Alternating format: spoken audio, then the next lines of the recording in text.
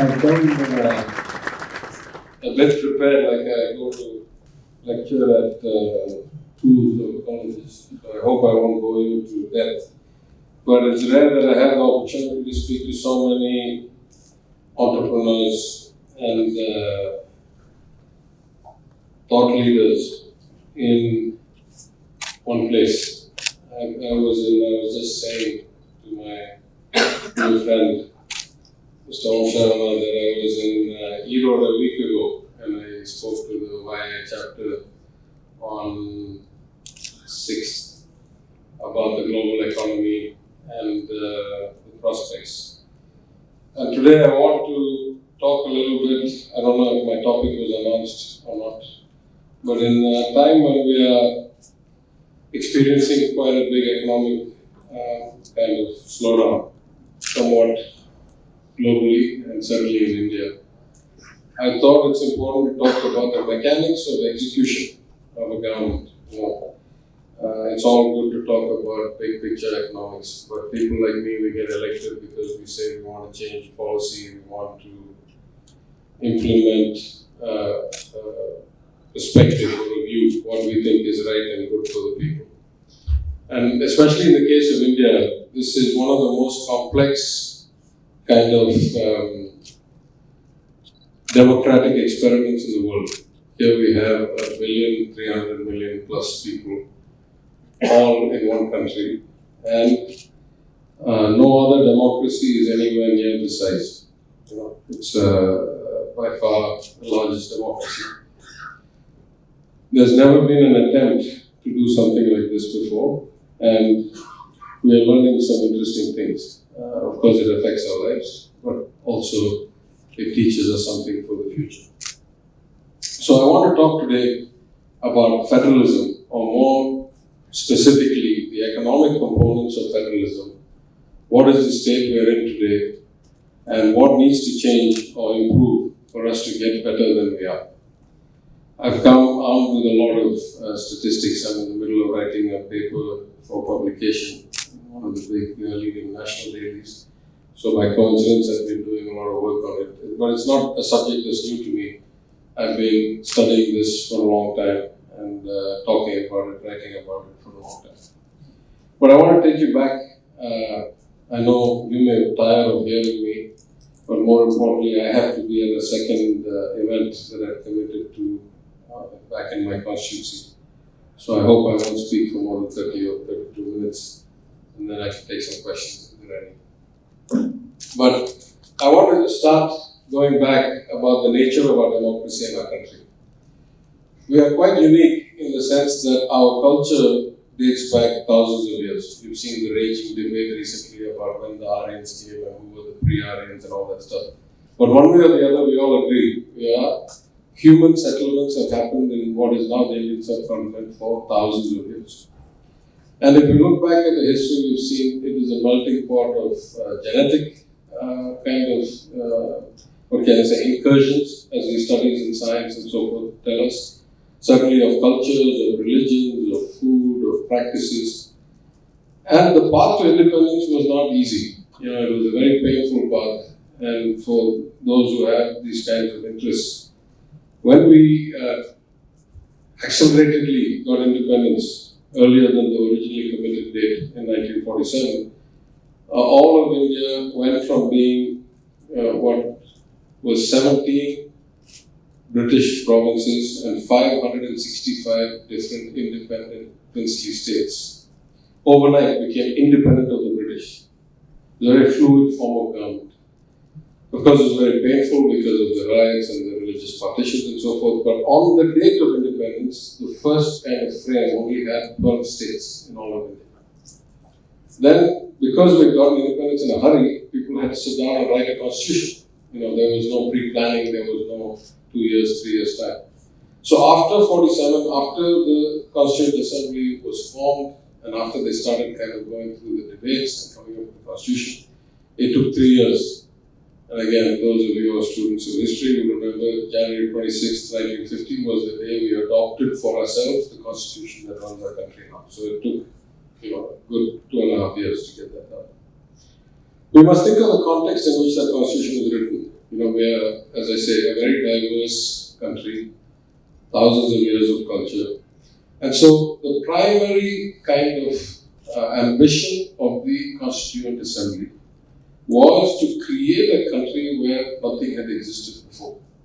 The Constitution was intended to carve out a nation where there had never been a nation before. And so, though at some level it states the obvious, it says we are a union of states, we are a federal, setup. There will be 15 official languages, there will be no state languages, there will be a state list, a central list, and a concurrent list. Though it attempts to carve out things, in essence, the Constitution is actually hugely centered to or weighted towards the central government, because that was the ambition and the intent at that time. They had no idea how far and how diverse the places would get. I'm going to give you a lot of statistics. The Constitution, though written as a federal constitution, if you compare it to the federal constitutions of the United States of America, or for example the European Union, or even for that matter China, ours is a much more weighted towards the center constitution.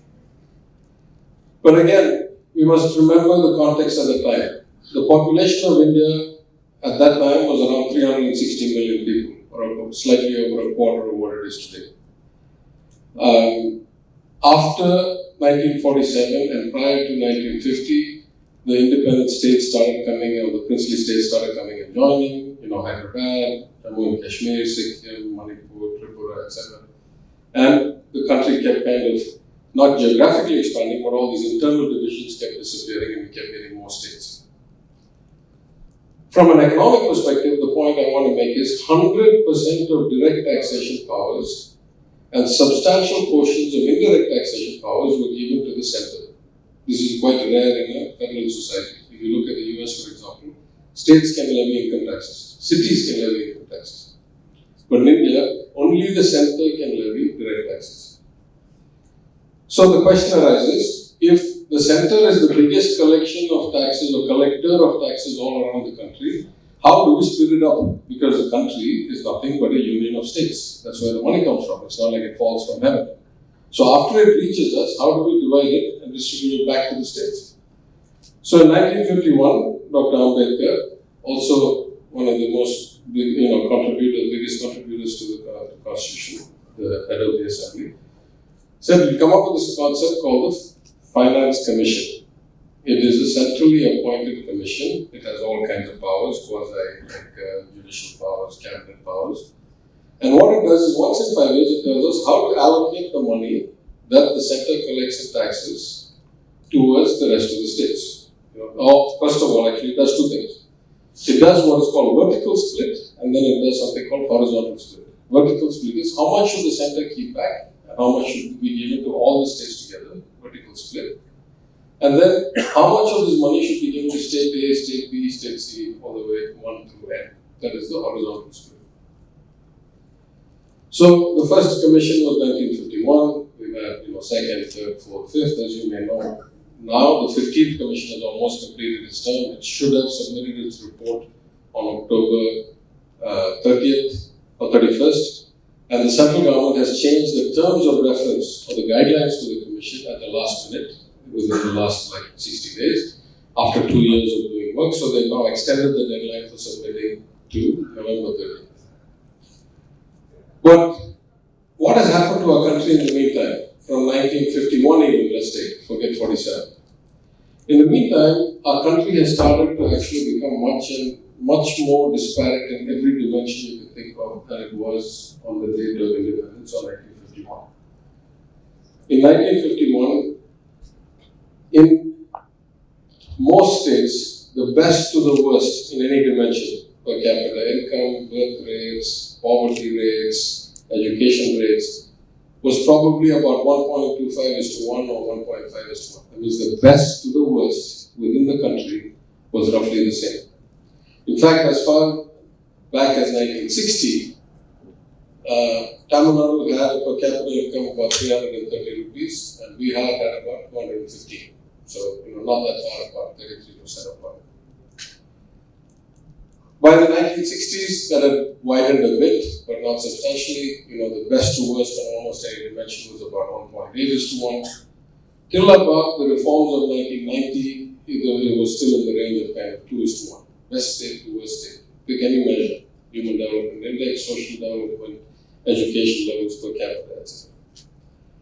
After the liberalization, we found that the textbooks were right. Once you globalize, once you deregulate, once you liberalize, you will see two things happen. One, you will see significant increase in growth rates and wealth creation and prosperity. We saw that. But almost automatically you will see that there will be greater disparity between the West and the West. That's the whole point of deregulation, is you have taken your hands out. You cannot control what happens outcome. So this has happened in India as it has in other parts of the world. If you look at the globalization effect on trade, the rich have got richer, the poor have not been so well off. If you look at America, you look at the UK, you look at Europe, you look at China, you look at India, this is all true. But we have a unique situation in India, and I think most people are not aware of it. So let me give you some hard statistics. Today, the top 3 richest states in India are 3 times as rich as the poorest 3 states. 3 times. That's the average across the top 3 and the bottom 3. If I take specific states, if I take Tamil Nadu as one extreme and Bihar as the other, I'm just going to give you some statistics. In Tamil Nadu, the average age is 31. The average age is 31 because the per woman birth rate, what we call TFR, total fertility rate, has dropped to 1.6 children in the lifetime of every woman. In Bihar, the average age is 19 because the total fertility rate is still 3.4. Population is still growing that rapidly. In Tamil Nadu, 51% of the population are women. In Bihar, only 48% of the population are women. In Tamil Nadu, the average education is high school graduate. In Bihar, it is an elementary school dropout. In Tamil Nadu, the per capita income is 2 lakh rupees. In Bihar, it is 45,000 rupees.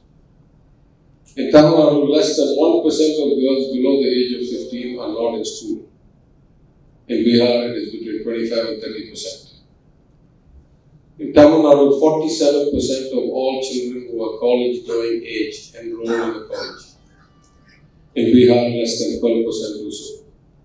The national average, just for reference on that, is 26%. The number 2 state after Tamil Nadu is Kerala at about 34%. So we have these huge disparities, and these disparities have been exacerbating for the last 15-20 years, or a little more, from 1990. So how did we get here? Some of it, of course, is politics. Some of it is policies. Some of it is the priorities on funding. But much of it is because of the unique nature of our country. Let me explain that. If I take, for example, West Bengal and Kerala, the 2 communist states that have been predominantly ruled by communists for decades from independence. Kerala, in the 1960s, was the 4th poorest state in the country. Today, per capita, it is the richest state in the country. West Bengal was the 2nd richest state in the country. Today, it is the 5th poorest state in the country. So it's not just how the communists run government. If you actually go down and do some analysis, though there's still a lot of debate about it, it's a function of empowerment, the focus on education, the extent of inclusion, the extent of opportunity. These are the things that separate the outcomes. But even today, what most of us would agree are the building blocks of growth and progress, things like education, things like health. In our country, things like agriculture. The bulk of the spending on these fields are done by the states through their own budgets, not through the central government. So, in education, on average across India, 85% of all education spending is done by states. In health, 82%. In agriculture, 80%. So all India average. But were I to go state to state, you would find huge differences. In Tamil Nadu, we may spend up to 10% of our budget on education. In Bihar, they may spend only 5%. Though we say across the country, 85% of all educational spending happens by states. But there's another problem. And that problem is, if I look at America, the most prosperous, richest states are also the most populous states. California and New York is where everybody migrates. That's where the job opportunity is. And after you find that the prices get too high, some people reverse migrate out. If I look at China, the coastal provinces where the free trade zones and the big manufacturing hubs are there, everybody migrates from the hinterland out to the coastal zones. So you get a natural balancing of sorts. You find that the population goes to the place where the opportunity is, and those who stay back can be helped by federal transfers. So the central government takes money out of the rich places and helps the poor places. Many people are generating the riches, few people are using the riches. But in India, we have the exact opposite. The rich places are not as populous and are of declining growth rates of population, like Tamil Nadu, like Kerala. And the poorest places are the ones where the population is growing the highest, and they cannot generate their own money because they're so poor, like Bihar, like UP, like Rajasthan, like Madhya Pradesh. So what has happened is that successive governments, and this is not political, successive governments starting. The clearest data that I can see is going back to 2002, when there was a different government in place. Then from 4 to 14, there was a different government in place, and from 14 to now, there's a different government in place. Have kept on increasing their spending on what are actually state or concurrent subjects. Normally, the central government raises money, uses that money to spend on things that the central government has in its list, things like defense, foreign affairs, interstate trade, building up the infrastructure for tax collection, those kinds of things. But in fact, if you look at what has been happening in India, because of these disparate outcomes, in an attempt to try and overcome these outcomes, the center has started inserting itself into things that the states ought to do. So the statistics we have, in 2002, government in India spent 14% of its budget on state subjects and 13% of concurrent subjects. So a total of 27% of its budget was on state and concurrent list subjects, and the rest of it, 73%, was on its own business. By 12, that had become 37% in state and concurrent business, and only 63 on its own list. It's not that far different now, it's about 35%. It's come down a bit in some ways. So when you start seeing this kind of trade-off, you start wondering, how do we make decisions? It's not a trivial thing. In the history of the world, there have not been successful examples of a central administration micromanaging 1.3 billion people on one nation, one policy, on anything. Right? Even in China, local bodies are empowered. The cities, the regions, the districts are the ones that set even industrial policy, have their own banks. If you go to a place like America, I lived in America for 20 years. The school syllabus is not set by the federal government, is not set by the state government, is not set by the county government, is not even set by the city government. If there are 6 suburbs in a city, every suburb has its own school board, and those parents decide what subjects their children should learn. So this is the way to succeed. As you have greater economic development, you push more and more local self-governance. You say there's only so much I can do from here. I don't understand what is there. I've attended a few seminars in Delhi now as a MLA, MLC seminars on employment, on health, on job creation, on education. Every single learned person, from government secretaries to professors to policy analysts to kind of directors of institutes, says the same thing. Says it's very hard to formulate national policy on anything. In fact, it's probably hard to formulate state policy on anything. In fact, it's probably hard to formulate. For example, I, as a politician, I travel a lot. Though Tamil Nadu is better than most states, the problems of the rural areas of Tamil Nadu are fundamentally different than the problems of urban areas of Tamil Nadu. In fact, the birth rates are different between rural and urban areas. The level of sanitation is different. So, by God's grace, the level of access to education is not that different, and we still supply ration goods all over uniformly. But in many ways, the rural life is a lot harder and needs different policies. I give you the starkest example. I am the MLA for an urban constituency. My biggest worry is that population has grown so rapidly and there has been no systematic town planning or vision that can accommodate this growth in a healthy and kind of safe way. I don't think we have a plan to provide drinking water to this many people continuously. I don't think we have a plan to take out all the sewage without any problems, to make sure that the flood waters come out. We don't have a fire safety or disaster management plan. We discovered that when the temple fire broke out in February of last year. We don't even have a good garbage pickup or separation or cleanup plan. We are creating a mess. So I dream of a day when either we'll fix some of this problem by improved policy planning and infrastructure, and some of it by saying let us deconcentrate people out of these cities and into suburbs and into new opportunities and planned towns and smart cities, truly smart cities laid from the ground up. My colleagues from UP tell me exactly opposite. They say the percentage of people who have access to underground sewage is like 18%. The way we get to 30% or 40% is we are hoping for massive urbanization. Because we can't build infrastructure in every village. We're hoping that they'll all come together and increase concentration of people so we can build infrastructure for them.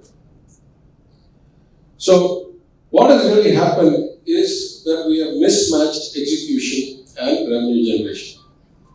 So, we find the central government now spends, as I say, 35% of all its money on kind of state and central subjects or concurrent subjects, and also does what are called centrally sponsored schemes that fall well within kind of 100% state subjects, which are not included in this number. I'll just give you an example. In Sarva Shiksha Abhiyan, I don't know what that means because I don't understand Sanskrit, but it used to be that back in 2000, I think it's a school improvement program, right? So back in 2010-11, the government of India spent 48% of the total school improvement funds, and the states allocated from their own budgets 52% of it. This is the National Institute for Financial Planning and Policy paper.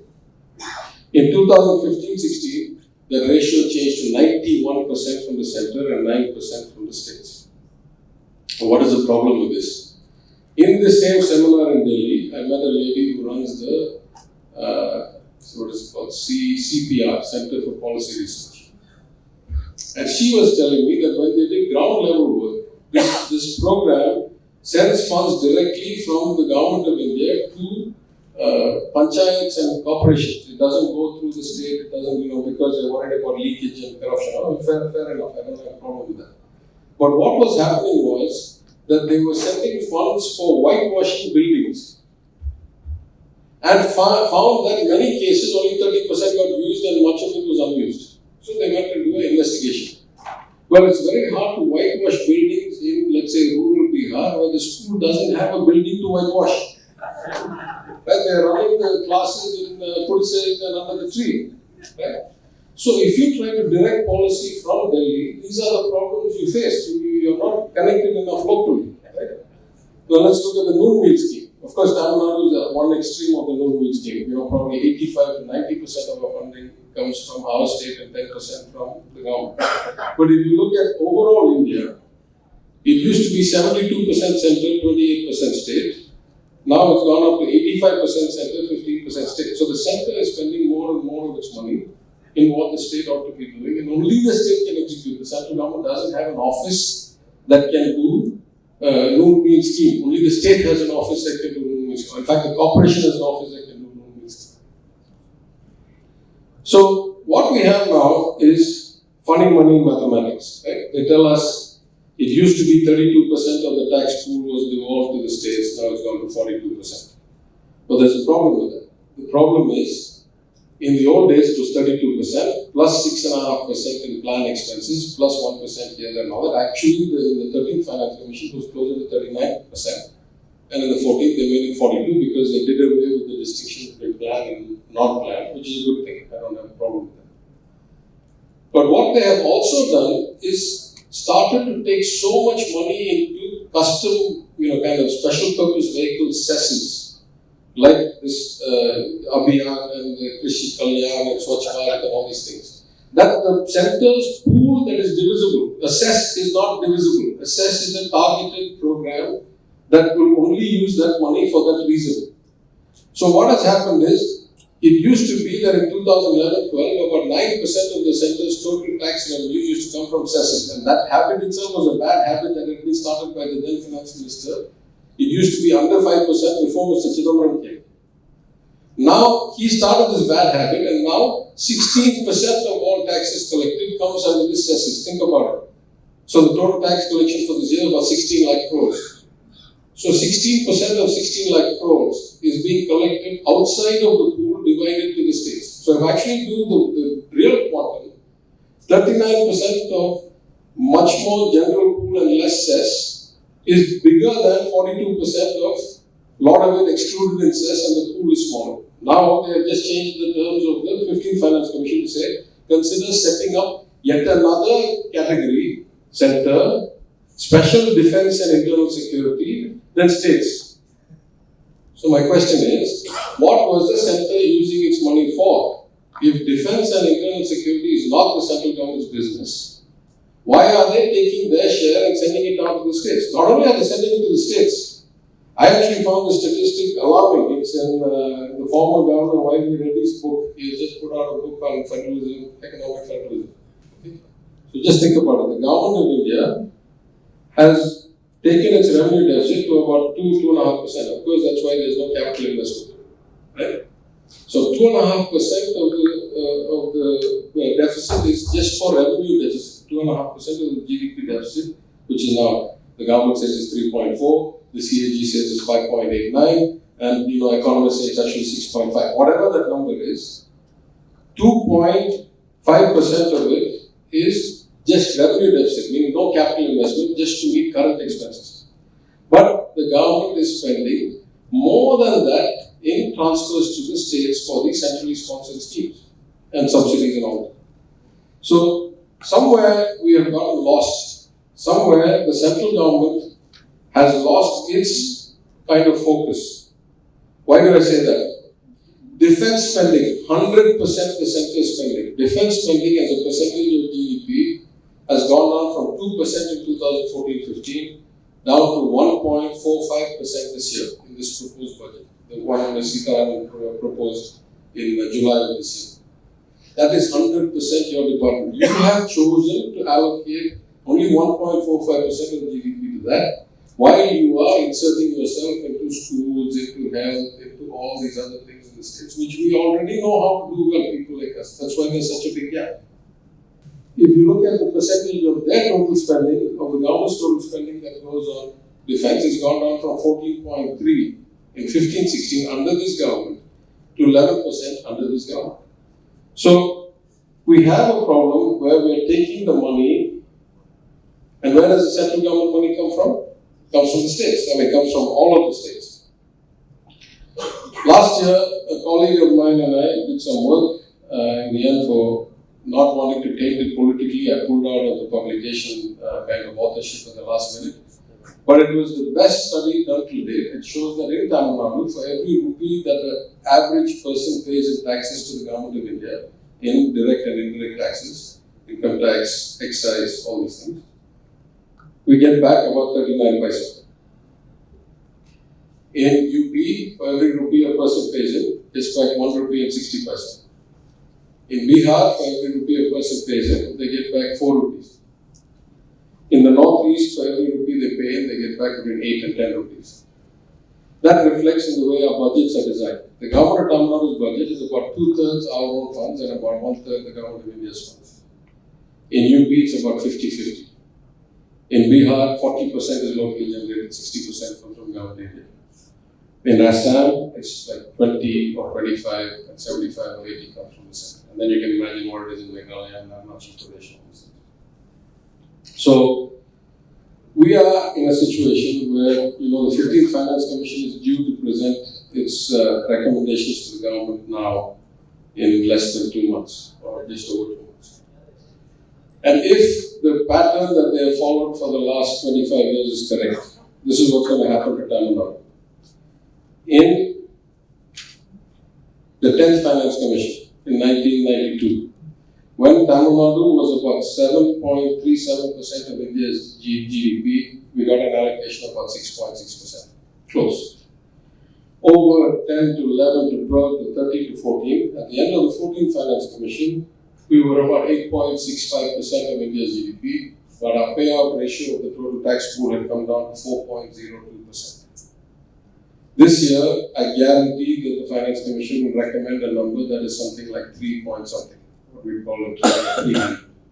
And our contribution to GDP, because of some bad policies, our growth rate has gone down, will come down from 8.64, but it will still be with the 8 handle. It will be 8 point something percent of the GDP in Tamil Nadu, which means the tax collections are at least that, if not higher.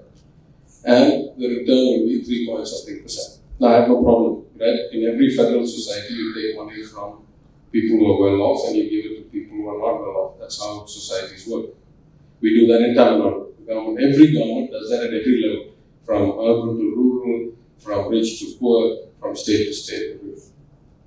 Where I have a problem is that in America, if I take money from California and New York and give it to North Dakota and Missouri and Kansas, the quality of life and the capita incomes converge. In Europe, if I take the money from the Germanys, Frances of the world and give it to the Italys, Portugals, Spains of the world, the quality of life and the per capita incomes converge. In China, when the government of China takes money from the coastal provinces who are net large taxpayers and distributes it in the rural provinces, the quality of life and per capita income converges. In India, we have kept on increasing the rate of redistribution and we have kept on seeing a divergence in outcomes. So there is something structurally wrong. In my understanding, and I put this on record both in writing and in the presentation in front of Mr. N.K. Singh and the 15th Finance Commission when I presented on behalf of my party, I said you are looking at the wrong measures to understand how to give money, because you say you reward performance, you balance for inequality, but you reward performance. If you're rewarding performance, you're clearly rewarding the wrong performance, because you're still getting divergence. And nowhere in your performance metrics are you looking at the two biggest things that have been the reason for Tamil Nadu to be this successful on a relative basis. One is inclusion. Starting in 1920, giving women the right to vote and compulsory elementary education, and continuing with equal rights in property and everything, and then doing the community and keeping reservation, which is short-term inefficient. I will get underqualified people because I'm filling the quota. But what it does is over 20 or 30 or 50 years, it makes sure that every community, every family, everybody has an example, a path, a mentor, somebody to pull the system up. Number two, focus on education and in particular women's education. The percentage of women that are enrolled in school, the literacy level of women, their participation in higher education, their participation in the economy, in the workforce. These are the indicators that are leading indicators that if you do this right, then you will see infant mortality, birth rate, all the other things that are the outcomes develop better later, eventually into per capita income improvements and so forth. I don't know what they'll do, but it's a public record, my submission. I'm happy to also share it with any of you. Because my point is, if we do not do this, not only are we shortchanging the current generation, because we are not putting the money in a place where it can be spent and create outcomes. But sooner or later, this is going to create divisions within our country.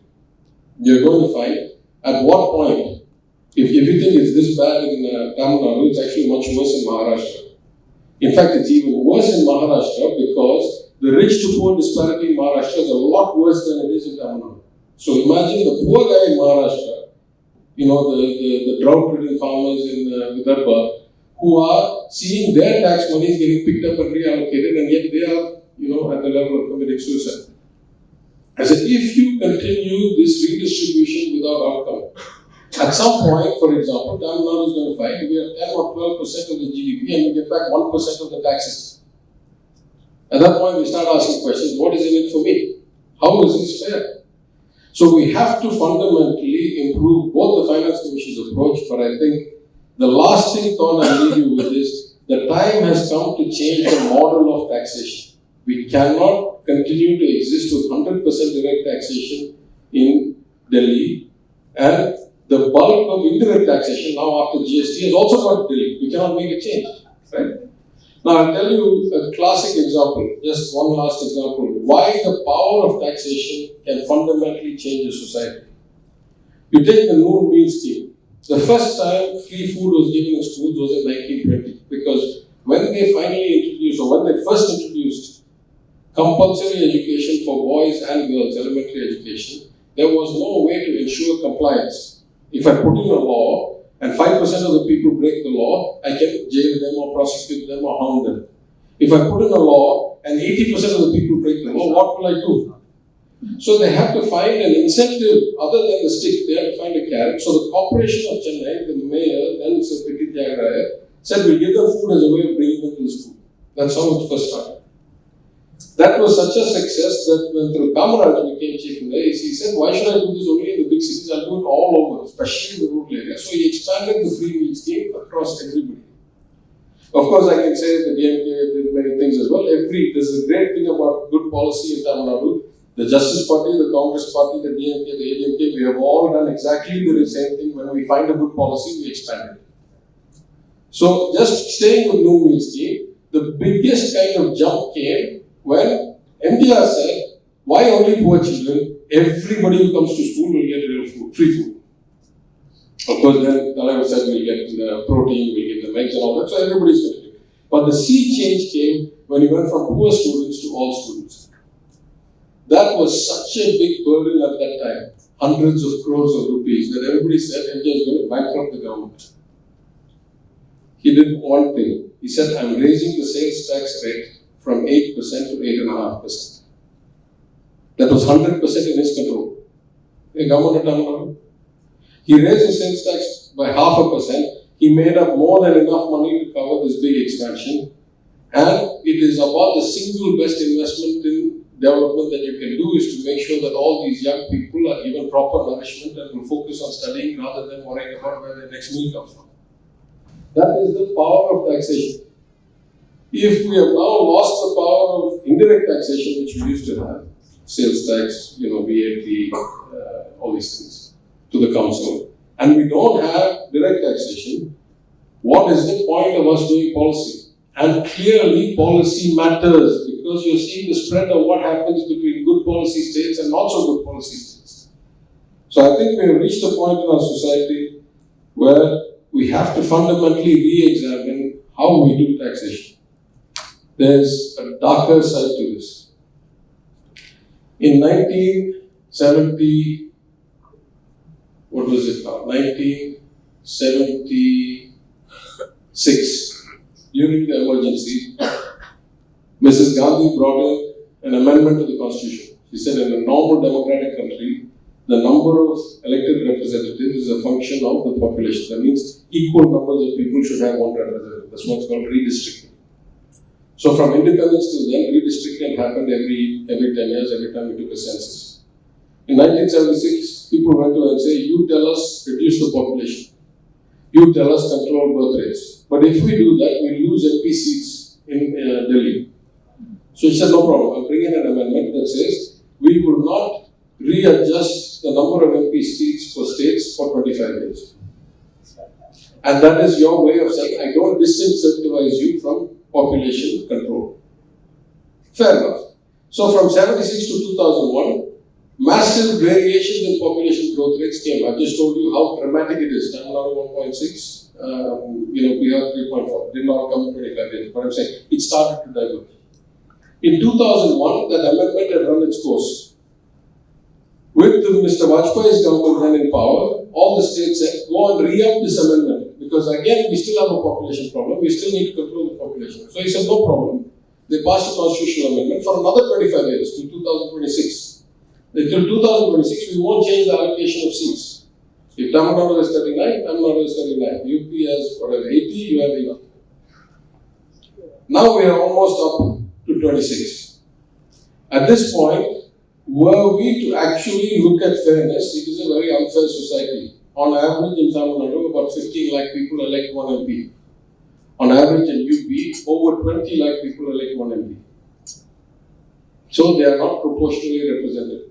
So were this amendment to die and not get extended, you will have to redistrict. And if you redistrict on today's population, Tamil Nadu's MP count will go down from 39 to 33 or 32. UPs will go up from 80 to 90 and so on. So if you're going to keep the same 542 MPs, 43 MPs, we are going to go down to 33. If with 39 MPs, I still feel like the money is moving too far away from where I can execute, how am I going to feel with 33 MPs? And this is not about politics, it's simply about center-state relations and federalism. I'm saying the Congress government is as bad or worse. It's not about politics. So, we really need to start thinking about these things, about what is the functional kind of efficiency of a society. How do we collect the money? How do we spend it? How do we make sure that we spend it in ways that we get outcomes? And is the setup that we have now actually allowing us to do that? And as a relatively poor country, can we afford not to have that kind of efficiency? The fantastic growth of China. You know, in 1990, the per capita GDP of China and India was roughly the same. Today, they're almost 3 times us. Is that the consequence? Is it because they can do efficient policy without any constraint and don't have to worry about this because they effectively set whatever policy they like and the Communist Party says, yes, sir. And we have to go through all of these inefficiencies that we keep on pumping money and get no outcome. So I think these are the major kinds of questions in the political landscape. Forget all the rabble rousing, forget all the kind of religion-based and all these things. Structurally, we have a machine that is not working well. We need to find a way to improve the efficiency of this machine. I apologize, I've spoken for about a few minutes more than I should have. So I'll stop here. I'm actually almost out of time, but if anybody has anything they feel they need to get off their chest, I'm happy to listen or try to answer. Yeah. Would like to know one key factor that entrepreneurs like us to take up to ease or help public governance. That is basically, it can be from any of the sectors. If you think that entrepreneurs can make difference significantly by fast tracking growth. I said one thing, and I said it actually at a different forum in Malaysia. There was a Tamil entrepreneurs meeting. I said the government is actually fundamentally limited. Politicians have their own problems. We have discovered that judges have their own problems. Between corruption and nepotism and inefficiency and all that. The system has rotted. Because of that, society's values have rotted. And really, of course we must improve governance, of course we must hold politicians and bureaucrats and all accountable. But we cannot change the norms of society that have deteriorated by government action, because we are already as tainted or more tainted than the average person. It is up to entrepreneurs who in the long term, if I look at it from a game theory perspective, having a clean, non-rent seeking society that follows the laws without free riders is actually good for entrepreneurs, because you make more money and have more stable businesses. So in this kind of changing of the cultural norms, which is a huge task, which cannot be done by the government, both because of scale and because it itself is a tainted organization. I think entrepreneurs have a huge role to play in helping to transform the mores, the behavioral standards of society, which helps you and helps us. Helps us as a community and should help you as business people. To have a regional party in power way back in 1967. They have not looked back ever since. And that also explains about our human development index, the way we've come, and there is not so much disparity between the rich and the poor, and so many good things. So, do you think that is under threat now, where we might again, elect from regional parties, exclusively regional parties too, I want to thank my new friend, because it's almost like we are a 1-2 setup act, and he set me up for the point I left behind. Policy has to be so much driven by states. Of course, we have national parties, but if they are people-oriented parties, their policies must differ from state to state. If a state is 100% below or whatever. If the education level is 10%, you must have a different policy. If the education level is 50%, you must have a different policy. The fact that you happen to have a national party I mean, we could talk about this for a long time. What is really a national party but an agglomeration of people who have the luxury of switching power and moving money from one place to another place? If we're a democracy, we should start from the bottom up. I say that of Congress, I say that of BJP, I say that of everybody. Because really your position should be based on your circumstances. And here's something I brought to show you. Says this is the BJP stand on electricity tariffs in 3 states. In Delhi, the BJP is protesting against Kejriwal reducing the tariff. In UP, it is defending, day before yesterday, Yogi Adityanath raised the tariff by 12%. And in West Bengal, it is protesting against the increased tariff that Mamata Banerjee raised. Right? Of course, some of this is the difference between being in ruling party and being in opposition. But they are protesting when the opposition raises tariffs, they are protesting when the opposition reduces tariffs. Who knows, for his state that might be the right thing, I don't know. But this is the problem with the national party. If your policy becomes dependent based on ideology rather than economic circumstances or social framework, you get stuck. So I would say actually the other way around. National parties may exist for organizational efficiency or for financial efficiency or for, not so benign things, maybe for power, grab. But realistically, the more you have regional parties, the more you're likely to get good outcomes. And I don't say that for DMK, ADMK, I'm just saying for all places. Because just think of the scale. Tamil Nadu is 80 million people. 80 million people by themselves would be like the 18th largest country in the world. How can we even govern 80 million people? We are struggling. Who can govern 1.3 million people? We don't know anything about anything. We don't know what the differences are between Ambattur and Agra. How can we govern one policy from there, right? So I think, UP by itself would be something like the 4th or 5th biggest country in the world. How can it be remote controlled? It must be governed locally. And it's too big. In fact, in Tamil Nadu, we are not doing a good job.